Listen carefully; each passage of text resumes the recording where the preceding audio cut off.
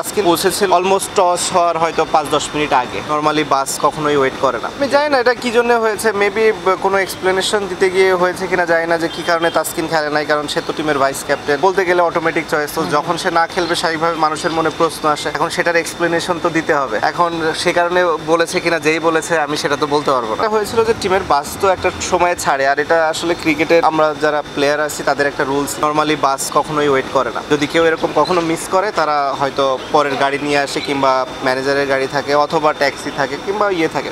West Indies যেহেতু একটা difficult জায়গা, ওখানে আসলে এই ট্রান্সপোর্টেশনের সাপোর্টটা অনেক ডিফিকাল্ট ছিল।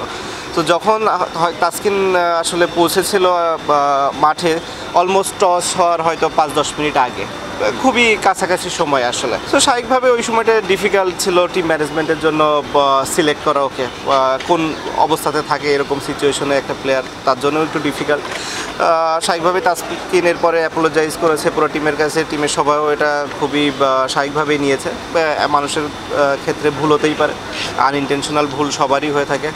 সো ও সেটা স্বীকার করেছে এবং তারপরে ওখানে এটা শেষ হয়ে গেছে। জিনিসগুলো এরকম হয় না ক্রিকেটের রুলসে, এইগুলো নাই, এরকম না যে আপনি এরকম যে ঘরের থেকে ডেকে পুরো টিম ওয়েট করে না।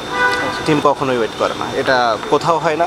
আমরা যখন এজ লেভেল থেকে খেলা আসছি, এমনও মনে আছে যে আমাদের এমনও হয়েছে যে প্লেয়ার পিছিয়ে দৌড়াচ্ছে কিন্তু বাসের দরজা লেগে গেছে, বাস চলে যাচ্ছে। সো বাস কখনো থামে না টিমের, অন্য একজনের জন্য পুরো দল থেমে থাকে না। ডিপেন্ড করে আসলে আমাদের ক্রিকেটের অবস্থাটা কেমন। অনেক ক্ষেত্রে আছে যে দরকারই হবে না, অনেক ক্ষেত্রে আছে যে দরকারই হবে। কারণ আমি মনে করি যেমন ইন্ডিয়া কিংবা ইংল্যান্ড এরকম দেশগুলোর ক্ষেত্রে কোচিং স্টাফ না হলেও হয়, আমাদের মতো কিংবা শ্রীলঙ্কার মতো দেশগুলোর হয়তো কোচিং স্টাফ একটু বেশি দরকার হবে। কারণ আমাদের T20 হয়তো অত ডোমেস্টিক হয় না, যেটা ইন্ডিয়াতে হয়, প্রতিটা স্টেটে ওদের হয়। IPL এর মতো টুর্নামেন্ট হচ্ছে, প্রতিটা স্টেটে সব প্লেয়াররা খেলছে।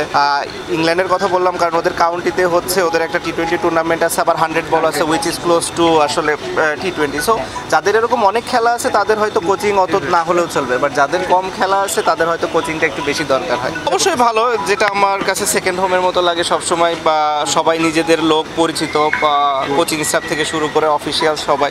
তো স্বাভাবিকভাবেই অন্যরকম একটা উত্তেজনা তো কাজ করেই, এবং আশা করবো যে সর্বোচ্চ দিয়ে খেলা পারফর্ম করতে পারবো।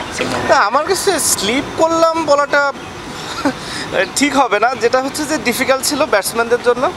যে জায়গাটাতে হয়তো আপনি যদি দেখেন যে একটা, আমি তো অন্তত নাম দেখিনি যে যেখানে একটা প্লেয়ার একদম কনসিস্টেন্টলি প্রতিটা ম্যাচ ভালো খেলেছে। অন্যান্য প্রতিটা ওয়ার্ল্ড কাপে 1 জন 2 জন 5 জন 10 জন ব্যাটসম্যান আছে যারা কনসিস্টেন্টলি ভালো খেলে।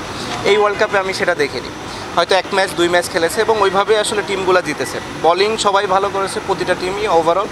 ব্যাটিংটা হয়েছে যে যেদিন হয়তো পারফর্ম করেছে সেই ম্যাচটাকে জিতিয়ে নিয়েছে, কারণ যেহেতু বেশি বড় স্কোরের খেলা ছিল না, তো স্বাভাবিকভাবে 1 জন 2 জনের কন্ট্রিবিউশনেই ম্যাচটা জেতা সম্ভব ছিল।